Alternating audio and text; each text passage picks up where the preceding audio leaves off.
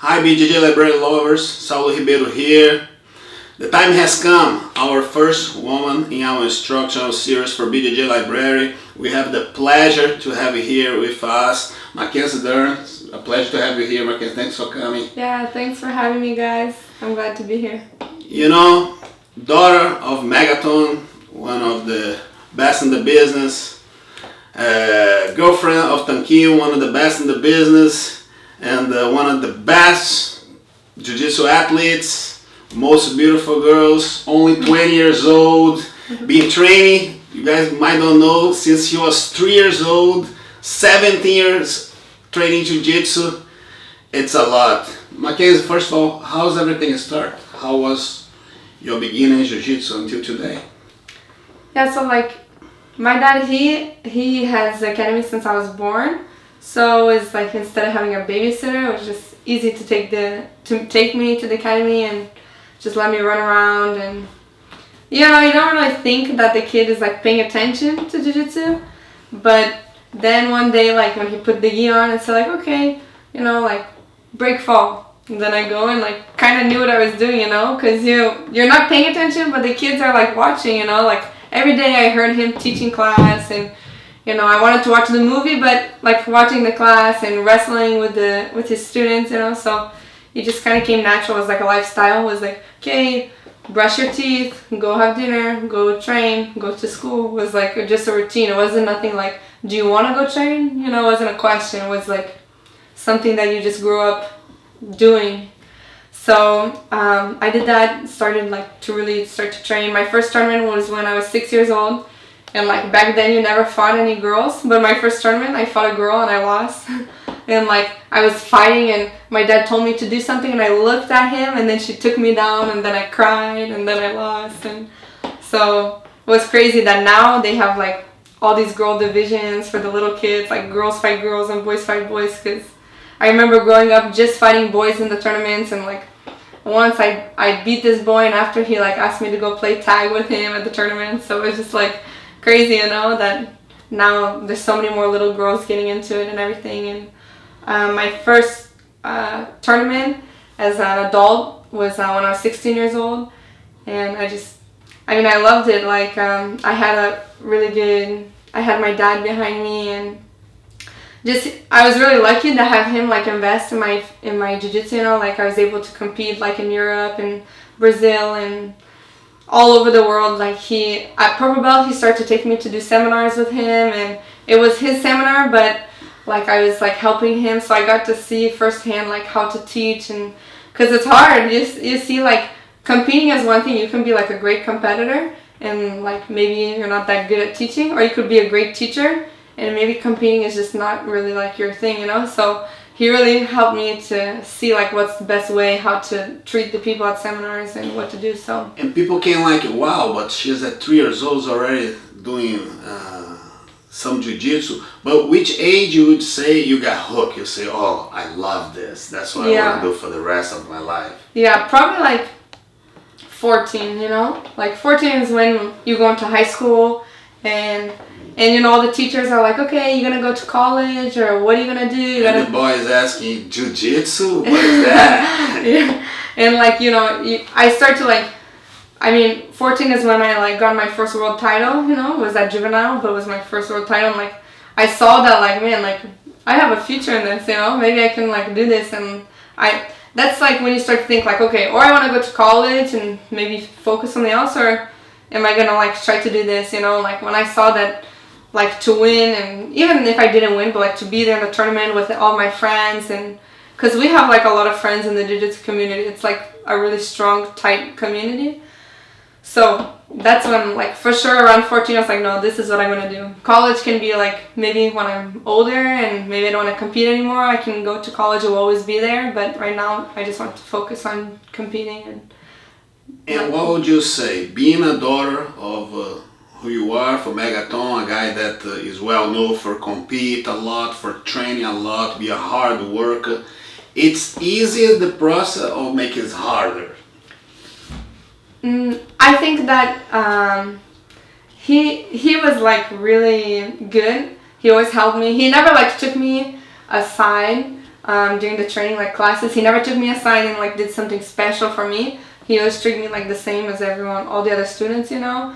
But I think like being his daughter, like if I did good in the tournaments, maybe I got a little bit more attention, you know, like from the Gracie the media and stuff, just because like, I mean, usually you see like, you know, black belts that have sons, you know, like Carlos Gracie's son, or, you know, all these people's sons, you know, the Gracies was more men, you know, so to have like a black belt, you know, well-known guy to have a daughter, and then the daughter start to go like kind of like Kira, you know, she was like the first Gracie girl, you know, so to see like a girl and like kind of like pretty, you know, not so like masculine, you know, it was kind of good, you know, for the media to try and help, I think, jiu-jitsu for the women to grow.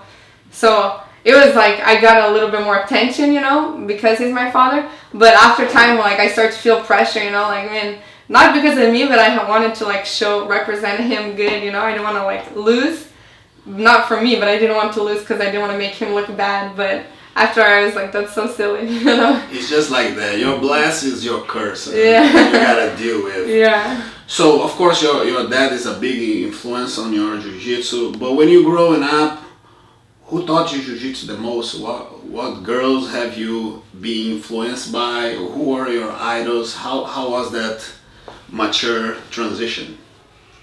It's funny because like the people that I grew up like watching and stuff, eventually they like became my opponents, you know. So it's like, I mean, I watched like Kira and like Leticia and Leca Vieira, all these girls, like Bianca Barreto, all these girls, like I would watch them, and at the time I watched them and I was like, wow, like I want to be like that, you know.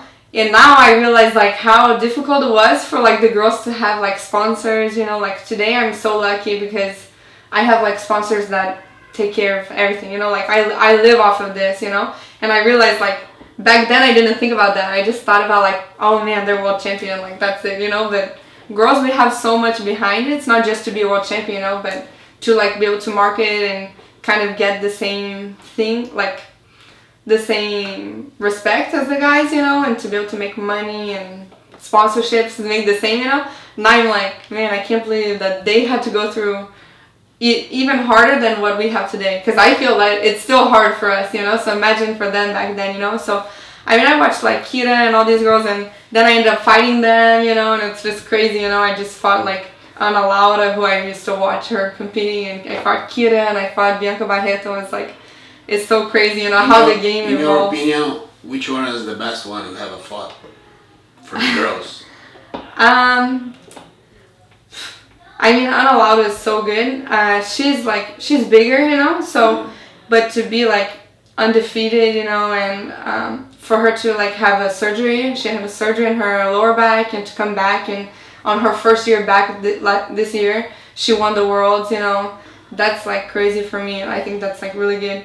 But I mean, for me, I was always the biggest fan of Bianca Barreto. She was like, yeah, she was a stun for she sure. was like really good.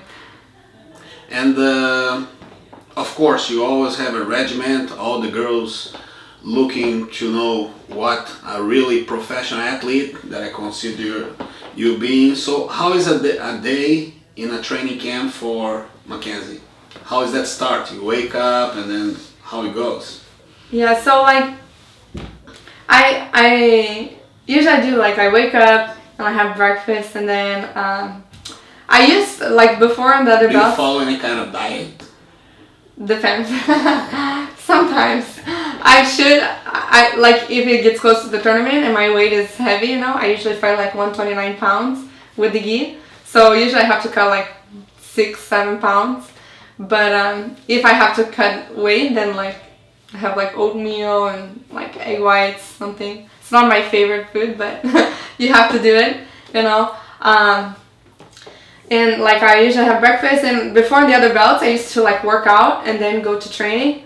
But I started like the more higher belt, like brown and black belt, I didn't like to work out and be tired from my training, you know. Like I think it's so important that we're strong and we have like good physique and we have like good cardio and strength. But like I'm fighting a jiu-jitsu tournament, you know, so if I'm having like, I was feeling that when I was training I was tired, my muscles were tired for training, and I felt like that my training should be like the strongest part of the day, you know. So I started to put my workout after training, you know. So that way I started off the morning training, and my training was like hard, you know, like maybe I didn't beat everybody, but I wasn't feeling like my muscles tired, you know.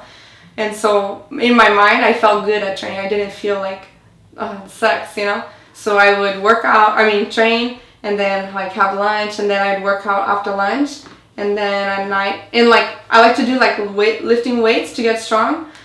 But then like the month of the tournament, I do more like circuit training. So like similar to competing, you know, like when we compete, we like go, and then rest, and then go, and then rest. Not like everything's strength, you know. So try to be a little bit similar. And then at night do like class. So I do like my dad's class, and it's good, you know. I'm starting to train like MMA a little bit now. Yeah, so, I get there. Do you teach today? I teach women's class, yeah. You teach a women's class. Yeah, so I have like, it's crazy that I had like in my class in the very beginning was, I started teaching when I was like 19, you know, so in my class, I was the youngest. I was the instructor, but I was the youngest girl there in my class because it's just a woman, adults.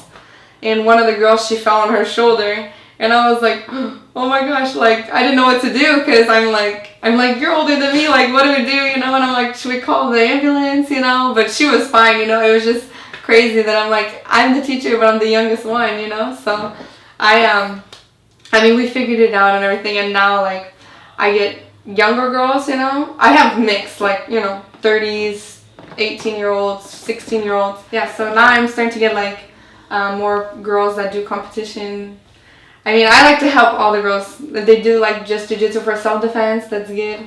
But you think that is something that you like, is in your blood, or you still too much of a competitor, or you just teach because...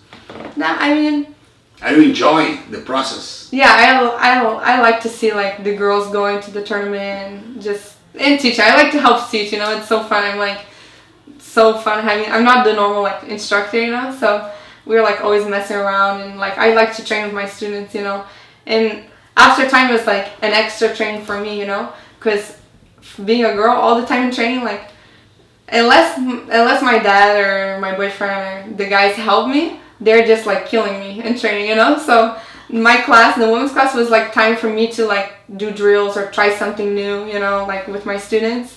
So it's kind of like was helping me like not losing every training, you know, not being like tap.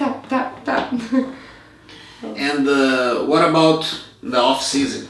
What's they like? What's your hobby? Do you still do girly stuff? What kind of things you do when you not think about jiu-jitsu?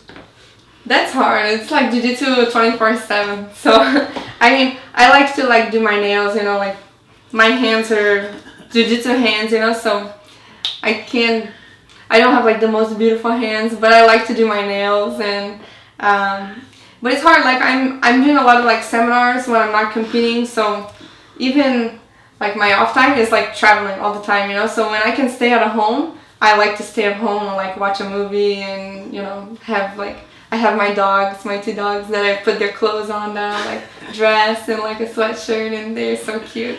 I love my dogs. Awesome. So that's what I do. But I almost jiu-jitsu is like every day, you know. Now like the off time, I'm starting to do different things. Like I just start to train like a little bit MMA, you know, and it's like just to learn, you know, like to start. I don't know what's in the future. So the hobby became MMA. Wow. No, we'll see, maybe. So America is all about statistics. It's all about numbers. Do you count your fights? Do you know how many fights do you have? Because you're so young, but you have been fighting for so long. Do you have any idea how many fights you have? Let's put it this way: black belts. Do you know how many fights you have as a black belt? No. But that. Here, guys, all you guys that work aesthetics, let's go to find out how many fights Mackenzie has. I think it's really important for the future of the sport. A lot of people ask, "Hey, man, how many fights do you have?" Yeah. Everybody nowadays is world champ. Everybody's this and that, but when you know the numbers or how many times they be in action, is something really awesome to remind you. I'll believe you in 3 digits already for a long time, huh? Yeah, like it's funny you ask that, because like my boyfriend, he like makes fun of me, you know, because from blue belt, adult blue belt, all the way to brown, my black belt. Yeah. I had like my computer and I wrote down like every fight I ever did. Wow. And like how I won the fight and how I lost the fight. And just I had everything, like how many times I won by toe hold, how many times I won by choke. That's great. How many times I lost by choke, how many times I lost by judge decision, you know. So then for some reason when I got my black belt, I didn't do it.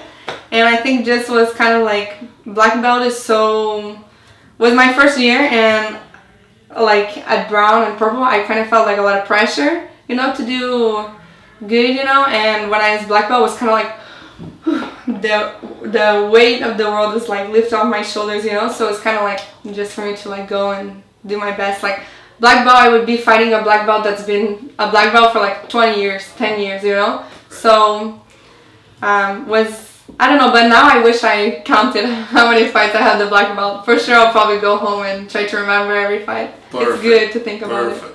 But the next, I think you're gonna have a memory, one of the greatest moments in your career so far, that you say, man, this was special. For me I probably have like two. Perfect. Like for sure, like my first one was probably like my first fight as a black belt, you know. And it was really funny because it was like the first ever couples fight, you know. So it was like a fight that me and my it was a fight in Brazil, and like we did it, me and my boyfriend against Luis and Leandro, who were a couple back then. It was just kind of like such a crazy moment to be like a pay-per-view fight, you know. This fight was like pay-per-viewed all around the world, and it was my first ever fight as a black belt. And like to share that moment with like my boyfriend, you know, was like really nice. And like he lost his part of the fight, you know. And I saved us both. So it was like good, you know, like till today I'm like, hey, I saved you, you know. So it's fun, you know. It's like a really cool experience, and like for sure, and I was able to win the fight, you know. So it's like good for me to come to the black belt and see like, no, like I'm ready for the black belt, you know. It like helped me jump into the black belt good. And then my second one for sure is probably like Metamoris, because like me and Michelle, we were the first ever girls who fought the Metamoris. And even though it was like a draw, I really wanted the submission, you know. But I just lost the worlds. I got third, and she had just won the worlds the week before. So like for me to do like 20 minutes, and she submitted all her fights on the worlds, you know. So for me to fight like the Metamoris like 20 minutes, and like I think that I won this fight. I won the fight, you know. But for me to do like how I did, you know, and to have again like pay-per-view, all these people see the fight, I think like that kind of helped me show like, no, like I can win the worlds too, you know. Like soon my day is gonna come, you know. It's just to take the time. Like I'm still young, you know. I can tell like kind of a little bit maturity, you know. You just have to mature and get more experience. But like just to have that fight, and I felt so good in the fight, you know, like attacking the whole time. And it's hard to attack 20 minutes straight, you know. Like so, it was good. I really liked the experience. Awesome. And you've been fighting everywhere.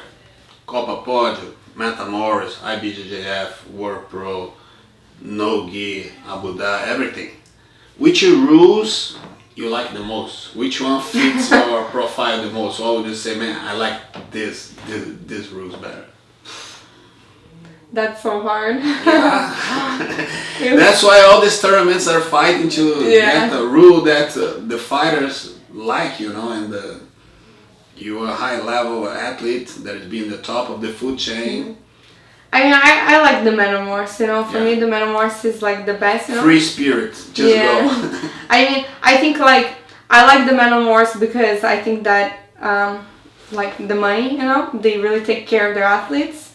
Like I think that they pay good for what we do, you know. I think that if the IBJJF is even if the IBJJF, like if they pay the athletes what is professional, like the Metamoris is, I wouldn't like to lose like, you know, $10,000 for one advantage, you know. Like that would be really, I don't think that's fair, you know. Or like if someone was to break their arm, you know, I think that if you break your arm but you had one advantage ahead, that you're the winner, you know. I think that if you broke your arm, but you have one advantage, you're the loser, you know. Like, she still broke your arm, you know. Like, for that example, if you get put to sleep, you're asleep, you know. Like, if it was a fight, you know, probably would try to break your other arm too, you know, or stuff like that. So I think that the Metamorphosis has, like, it's just a mission, and they don't have, like, any of that advantages or 2 points or that, you know. It's like, who is the better fighter, you know. The only thing is that I wish that the Metamorphosis, like, bring back girls, for sure. And that sometimes when you get 2, like, top competitors, sometimes, like, the last fights is all draw, you know, and that sucks, you know. But I like the idea, the rules, and I like to hear the fighter side of the story. So what should happen if it's a draw after the 20 minutes? What would be your... If you and Michelle would fight today, it would be a draw. So what would happen to the I would victor? like to keep going, you know. Keep it going until... But you see what happened in Brazil, it didn't work. You see the meow and the Yeah. grip. They just have to call out and say, hey man, let's finish later. Yeah, I think that's like, I mean, nothing against Meow, you know, or Jenny. I know that everyone has their own style, you know, but I don't really, that style's not for me, you know. I don't mind the beating bolo or the 50-50, like, to do a sweep, you know. But for me, if, like, you need to spend, like, 30 minutes just to do that, you know, then maybe you need to, like, get something else better in the game, you know, or try to do something different, you know, because, like, if I was a promoter, for sure that's not the type of style game I would want in my event, you know. So I think that for my style, I fit for, like, something like Metamorphosis, you know, because if I can't sweep you, you know, probably I'm going to stand up and, like, try to pass your guard then, you know, or try to do, like, go to your back and keep switching, you know, the whole time. I'm not going to just try to do the same thing, like, 30 minutes, you know. So who would you like to go for 20 minutes again? If I was to fight, like, Gabi for Metamorphosis, I would like to do that, you know. That's what's good is the Metamorphosis, because you can just train for, like, a specific person, you know. Like, if I'm going to fight Gabi Garcia, I'm going to train just for her in, like, maybe in my training just for her. But if we fight, like, a BJJF, it's hard, you know. We do, like, 5 fights in one day, and then the next day you have, like, 2 more fights in the semifinals and the finals, sometimes quarterfinals. So it's like, you maybe fight one guy, he just likes to pass, you know, so you have to have, like, your guard good. And then you fight the next guy, he just likes to do guard, you know.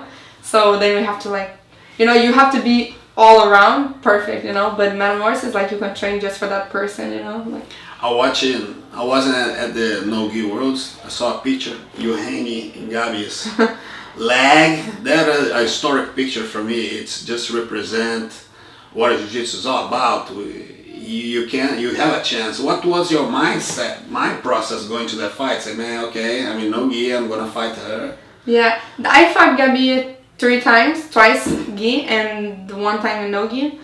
And both times, like, before I fought her in the no-gi, was kind of like, I'm gonna try to win, but I'm gonna see what she's gonna do, you know? And I think that was, like, a big mistake. And so this time with the no-gi, I just thought that, like, maybe if I'm attacking her and she's, like, thinking about defending, she's not attacking me, you know? And that's what I didn't want. I didn't want her to, like, attack me. So I just, like, tried to come out in the fight trying to, like, attack her, you know? So I tried to pass her guard, and she went to go try to sweep me, and I went for the guillotine. And then she, like, defended the guillotine, and I went to the triangle. Then she defended the triangle, and I went for, like, the knee bar. So I was just, like, keep trying to change something. And, I mean, it was good, you know? Like, every time I attacked, she's defending, you know? She wasn't, like, getting me, you know? Until she passed my guard, and then that was it, you know? So that was hard. But, I mean... You want to do it again? Yeah, for sure. That's a spirit of the warrior. And by the way, the bronze medalist, Olympic medalist in judo, and the queen of MMA, Ronda Rousey, start to run her jibs, talking about competing against jiu-jitsu girls. I don't know, but your name came to my mind right at that moment. What do you think about that? How do you think she would do it? You and Ronda. Yeah, I would like to fight her for sure. Not MMA, but no jiu-jitsu for sure. Any day, you know, like, I think that I don't think that she will be, like, beat up. I think that she's, like, athletic and she's strong, you know. Like, for sure, I think that she could win some fights, you know.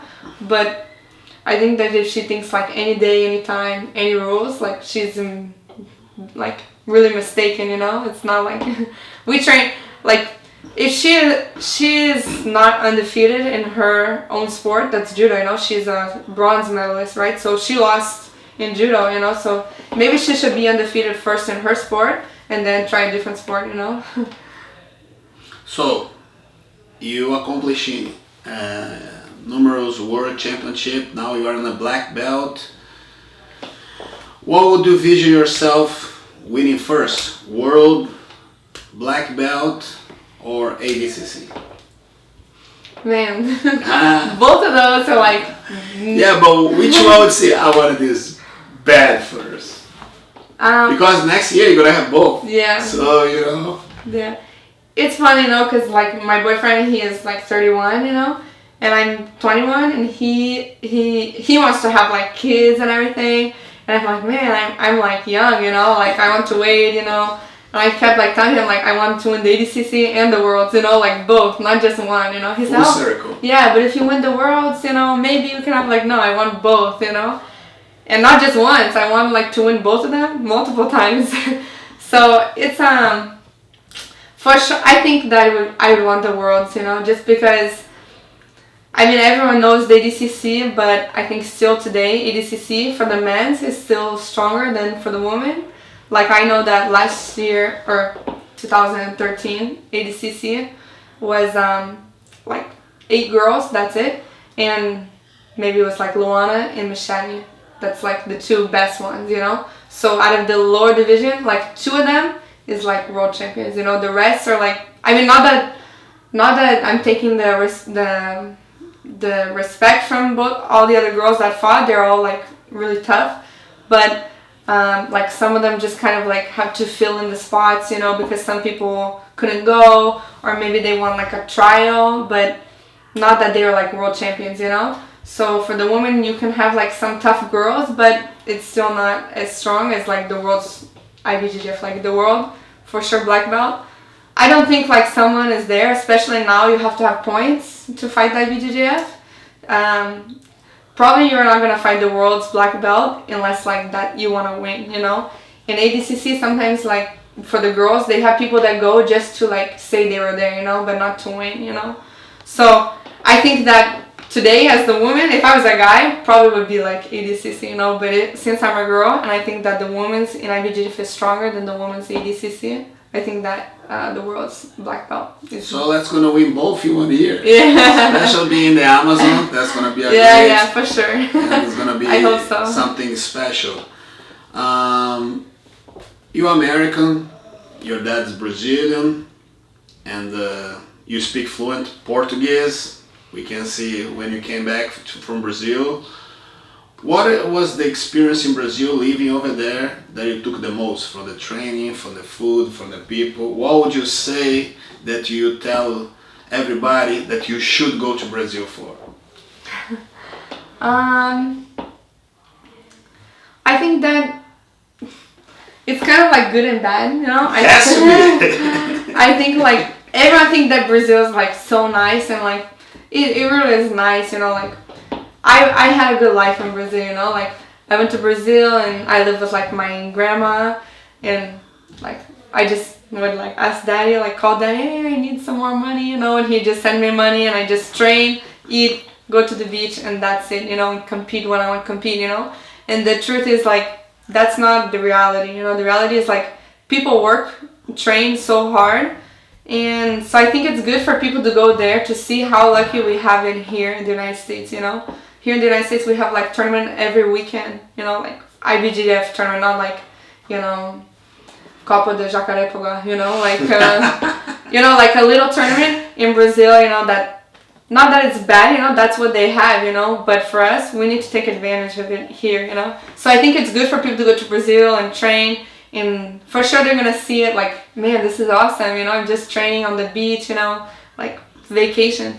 But you're gonna see like how much the people in Brazil, like they're training so hard, and they want to get sponsorships, and they want to like come here, you know. Do you have the feeling that in Brazil people train more than here? What do you think? Yeah, I think so. Yeah. I think that people train hard here, you know, especially because a lot of Brazilians are coming here and teaching like that mentality to train hard, you know.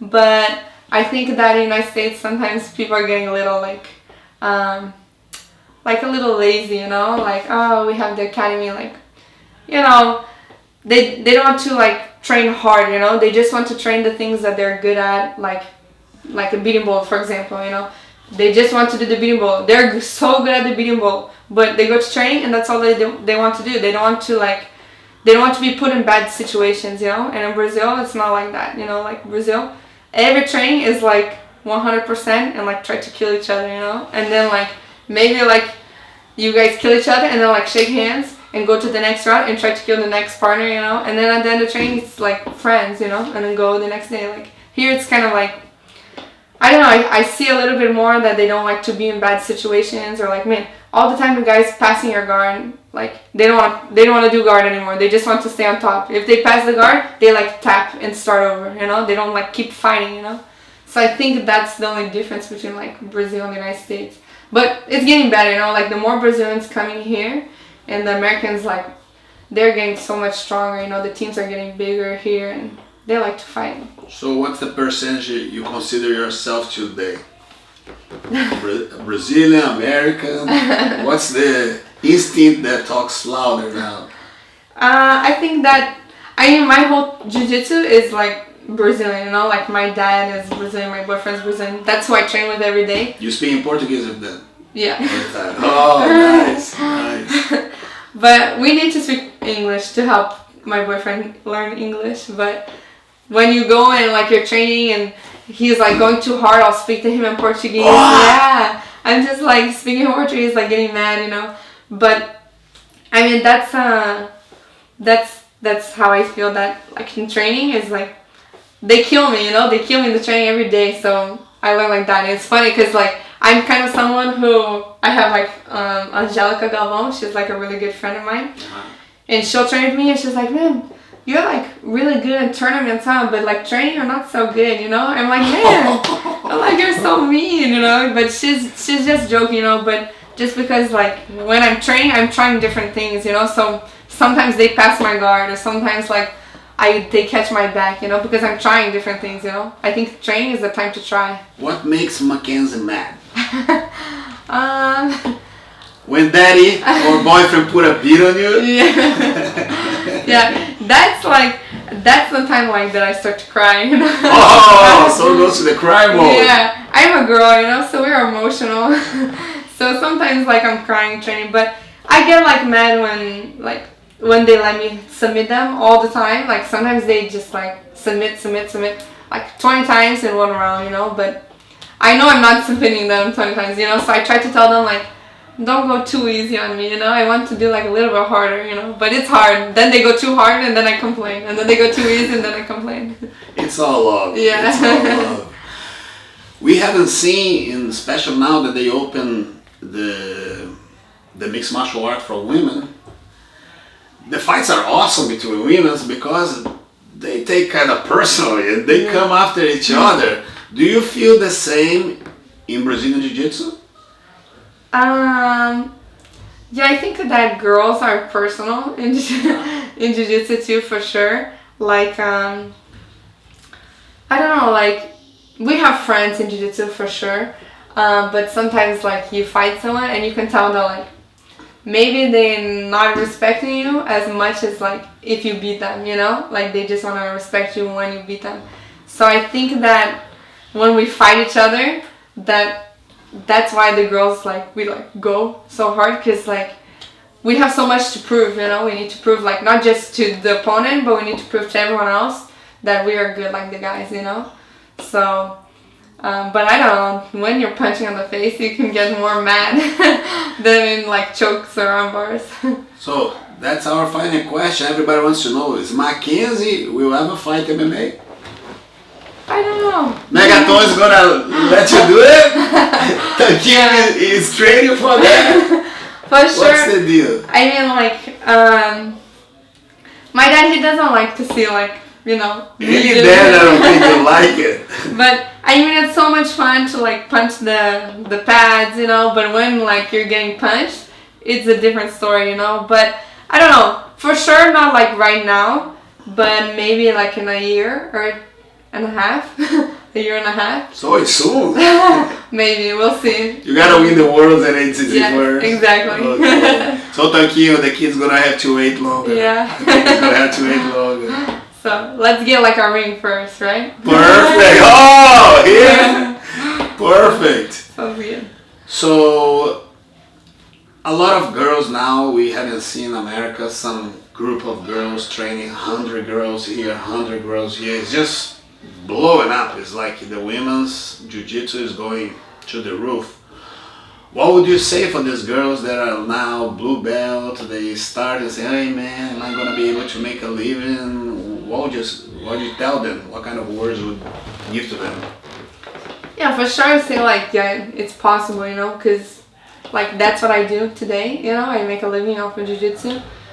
But like, it's hard, you know, you have to like, think, like if it's hard for the guys, it's harder for the girls, you know, like you have to really like stand out, you know, and you have to be like, for me I think that the best way like to be good is like not like the Ronda Rousey way or like the Chael Sonnen or like to talk bad, you know. I don't think that that's like necessary to like put people down to push yourself up, you know. And I think that like jiu-jitsu is like still a small community.